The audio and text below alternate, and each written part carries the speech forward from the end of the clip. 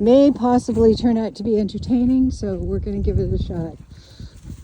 The dogs have decided they're coming back to the house on the other side of the drainage ditch. We'll see how crossing it works out for them. Keep in mind that water is cold.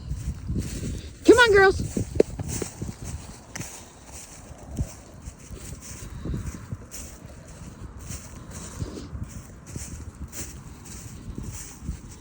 Now, before anyone gives me a hard time for putting them in this situation, I tried to convince them to come across where there's an actual path, and they completely ignored me. So here we are.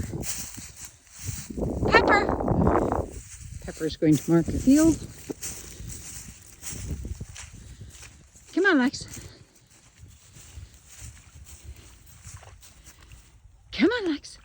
Come on. Come on.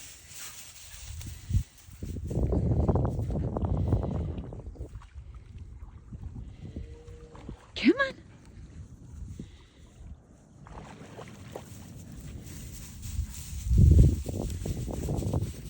All right.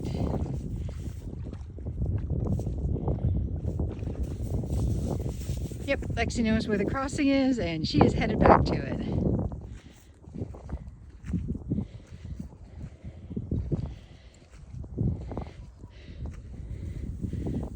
Full speed down to the end, around, and here she comes. If Pepper realizes we're going inside, she does not. She is off on a explore the field.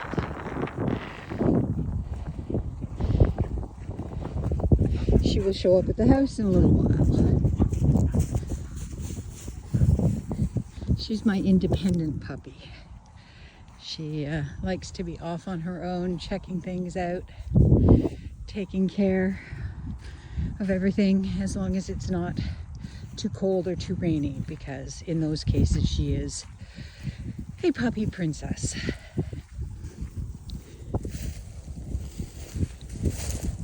Just gonna see if I can zoom in. And our visitor is back.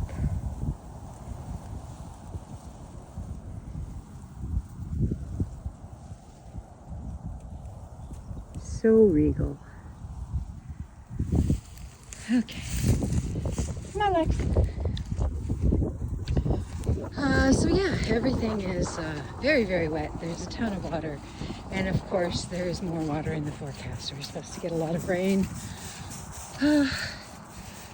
Although the temperatures are going to dip, hopefully not a lot of freezing rain.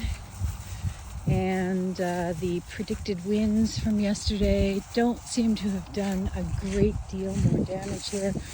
I'm sure we lost a few extra branches, but no major tree losses. And despite what I thought when the storm started, out of the 9-10 trees back there, I think we may lose most of one, the one at the far end. Maybe the second one, but most of them survived it with just minor damage, so we're pretty happy about that situation. As long as we get the water issues mitigated, things will be fine. Oh, speaking of that, I knew there was a thing that I was going to talk to you guys about today. The one thing that this disaster is really testing for me is my dedication to reusing and recycling. With the power being off for Sunday, all day Monday, all day Tuesday, all day Wednesday. So 4 full days, maybe 4.5. And with the power being off that long, of course, the generator was doing essential things. Unfortunately, fridges and freezers, we weren't set up for the generator to do that. They were geographically spread out in the basement. The sump pump was definitely the key thing that needed to be done. So only things that were relatively close to it we're able to be powered without leaving the house open to more wind and rain. And there's our Pepper coming back. You zoom in a little, you can see her racing across the back of the field to catch up. Point to that is there's a lot of food that needs to be disposed of. So we are taking pictures for the insurance company, and instead of just dumping everything in garbage bags for disposal, I am composting as much as I can. I am cleaning the jars so they can be recycled, and throwing out the things where that cannot happen. So it's a lot more work than just sweeping my arm over it and dumping it all into a garbage bin, but we are sticking with our commitment of recycling as much as we can, reusing as much as we can. And I'll just give you a little view of the front here.